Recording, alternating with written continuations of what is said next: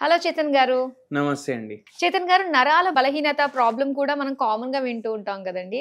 So మరి దీనికి సంబంధించి మన హోమియోపతిలో ఎలాంటివి రెమెడీస్ ఉన్నాయంటారు? ఎలాంటి హోమ్ రెమెడీస్ ఉన్నాయో తెలియజేస్తారా? అరికాల్లో తిమ్మిర్లున్నాయి, అరికాల్లో మంటలున్నాయి అంటే చాలా మంది ఏమనుకుంటారంటే వాళ్ళకు నరాలు ఎఫెక్ట్ అయినాయి అనుకుంటారు. అరే నరాలు ఎఫెక్ట్ అయినాయి, నరాలు దెబ్బ పడ్డాయి, చలో డాక్టర్ దగ్గర పోయి చూపించుకుందాం అంటారు. అప్పుడు వీళ్ళకి ఏం తెలుస్తుంది అంటే వీళ్ళకు షుగర్ వ్యాధి కూడా ఉంది అనేసి తెలుస్తుంది. ఎందుకంటే డాక్టర్ దగ్గర పోతే టెస్ట్ చేపిస్తాం కదా, అప్పుడు చాలా మందికి షుగర్ వ్యాధి బయట పడుతుంది. మీకు ఇంకోటి చెప్పాలంటే ఏ స్టేజ్లో బయట పడుతుంది అంటే వాళ్ళ HbA1cలు 10, 12, 11, 13 ఉంటాయి. అంటే ముద్రపోయేంత వరకు బయటపడదు అన్నమాట. బయట పడదు. చాలా మంది మీరు చూడండి, ఇప్పుడు ఎవరైతే హెల్త్ ఇన్సూరెన్స్లకు అప్లై చేస్తారు, ఎవరైతే MNCలలో పనిచేస్తారు, ఎవరైతే లైఫ్ ఇన్సూరెన్స్లకు అప్లై చేస్తారు, వాళ్ళు మాత్రమే రెగ్యులర్గా పరీక్షలు చేయించుకుంటారు. ఎవరైతే పిల్లలు బయట అమెరికాలో ఉంటారు కదా, ఇప్పుడు అమ్మ నాన్న వస్తున్నారంటే అరే డాడీ మొత్తం టెస్టులు చేయించుకొని రండి బాయ్, ఇక్కడ వచ్చి మళ్ళీ పరేషాని వద్దు మనకు అనేసి వాళ్ళు కూడా చేపిస్తారు. కానీ మ్యాక్సిమం ఇండియా పాపులేషన్ ఇయర్లీ ఒకసారి వాళ్ళది చెకప్ చేయించుకోరు. ఏమైనా అయితే బై మిస్టేక్ హాస్పిటల్కి పోతే తెలుస్తుంది. అవునవును, నేను కూడా అంతే. ఏదైనా అయితేనే కానీ దాని జోలికి వెళ్ళం ఇంకా. ఎందుకంటే నాకు ఒక పేషెంటే చెప్పారు, నేను చెప్పిన 42 ఏజ్ మన దగ్గర వచ్చిండు, షుగర్ వ్యాధి రిపోర్ట్ తీసుకొని వచ్చిండు, 11 ఉంది HbA1c, ఫాస్టింగ్ పోస్ట్లన్స్ కూడా ఎక్కువ ఉన్నాయి. మనం ఒకటే అడిగినాం, ఎట్లా తెలిసింది అంటే ఏముంది సార్, నాకు సడన్గా ఫీవర్ ఏమో వచ్చింది, తగ్గట్లేదు, కోవిడ్లో అనేసి హాస్పిటల్లో జాయిన్ చేస్తే అప్పుడు షుగర్ ఉందనేసి తెలిసింది. అంటే ఏంది, ఇట్లా ఏమైనా కండిషన్ వస్తేనే మనకు తెలుస్తుంది. ఎందుకు చేపియలేదు మీరు? అంతకుముందు 42 కదా మీ ఏజ్, 2 పిల్లలు ఉన్నారు, అన్నీ ఉన్నారు, ఎందుకు చెప్పా? ఎప్పుడు అవసరమే పడలేదు అంటున్నాను. అరే అందరు మీతో పని చేసేటోళ్ళు కానీ ఎవరో చేపించుకుంటారు కదా, షుగర్ వచ్చిందని ఎవరో అంటారు. సార్ నేను ఏమనుకుంటా అంటే, నేను పోయి పరీక్షలు చేయించినా అనుకోండి, లేనివి అంటే ఏది తెలియదు అవి ఇంకా 10 బయట పడతాయి, ఇంకా టెన్షన్ అనేసి అంటారు. అయితే ఇది చాలా పెద్ద మిత్. మీరు చేయించుకోవాలి టెస్ట్. ఎందుకంటే రోగం ఒకవేళ రాలేదనుకోండి, ఇప్పుడు మీరు ఒక 10,000 పెట్టి ఏమేమో టెస్టులు చేయించారు, ఏం రోగం రాలేదనుకోండి, అరే ఏం రాలేదు 10,000 వేస్ట్ అయ్యానని అనుకోవద్దు. అరే 10,000 పెట్టినా నాకు ఏం రోగం లేదు అని సంతోషపడాలి. అవునా కాదా? అలాంటి పరిస్థితే. కానీ 10,000 పెట్టి రోగాలు వచ్చినాయి, అరే 10,000 కూడా పోయినాయి, రోగాలు కూడా వచ్చినాయి, మళ్ళా ఇప్పుడు దానికి ట్రీట్మెంట్ కి మళ్ళా పైసలు అని అనుకోవద్దు. ఏమనుకోవాలి, అరే మనకి ఇవి రోగాలు ఉన్నాయి అని తెలిసింది, ఇప్పుడు దీన్ని ట్రీట్మెంట్ చేస్తే ఒక 500, 1000, 5,000 అయిపోతుంది, లేకపోతే 5 లక్షలు అవసరం పడుతుండే, 10 లక్షలు అవసరం పడుతుండే. అవునా కాదా? అయితే ఇట్లా ఆలోచించాలి, పాజిటివ్ గా ఆలోచించాలి.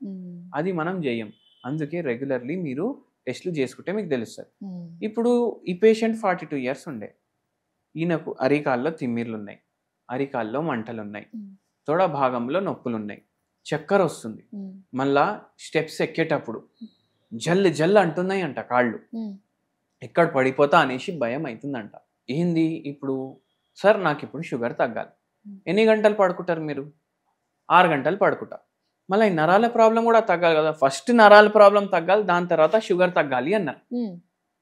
మనం అన్నాం రెండిటికి ఇస్తాం మేము మందు, మీకు ఉన్న ప్రాబ్లంలు అన్నిటికీ ఇస్తాం, అన్నీ మెల్లిమెల్లిగా తగ్గుతాయి, చెప్పేటట్టు వినాలి.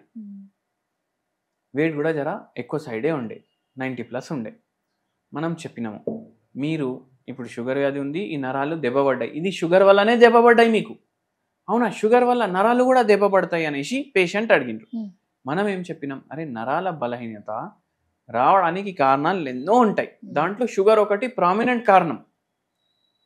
మళ్ళీ బాగానే ఉన్నా కదా, తిరుగుతున్నా, బైక్ మీద తిరుగుతున్నా, సినిమాకి పోతున్నా, ఎంజాయ్ చేస్తున్నా, ఆఫీస్కి పోతున్నా అంటే అవన్నీ నడుస్తూనే ఉంటాయి, లోపల డ్యామేజ్ కూడా నడుస్తూనే ఉంటుంది. అవునా కదా? అయితే అట్లా ఉంటుంది షుగర్ వ్యాధి అంటే, హిడెన్ ఉంటుంది బాడీలో, దానివల్ల ఏమేమవుతుంది తెలిసినప్పుడు వరకు చాలా లేట్ అయిపోతుంది. ఈ పేషెంట్కి ఒక హోమ్ రెమెడీ కూడా చెప్పినాము. ఏం చెప్పినామంటే, మనకు మునక్కాయ ఉంటాయి కదా, మునక్కాయలు మీరు పప్పు చేసుకుంటున్నారు, సాంబార్ చేసుకుంటున్నారు, పప్పు తయారు చేసుకుంటారు కదా కుక్కర్లో, అప్పుడు డైలీ మునక్కాయలు వేసేయండి, అవి కూడా బాయిల్ అయిపోతాయి. దాన్ని మొత్తం పీల్ ఆఫ్ చేసి ఒక 5-6 పీసులు మినిమం 10 to 15 మాక్సిమం, మీకు ఇంకా ఇష్టం ఉంటే ఇంకా కూడా అది డైలీ జెల్లీ వస్తుంది దాని బయటికి మొత్తం, అది డైలీ తినండి. ఇప్పుడు సీజన్ కూడా నడుస్తుంది, మస్తు దొరుకుతాయి. ఇది మనకు నరాల బలహీనతకి చాలా మంచి హోమ్ రెమెడీ. ఓహో ఓకే. మళ్ళీ ఇంకోటి ఏం చేయొచ్చు అంటే ఈ మునక్కాయలు బాయిల్ చేసుకోవాలి వాటర్లో.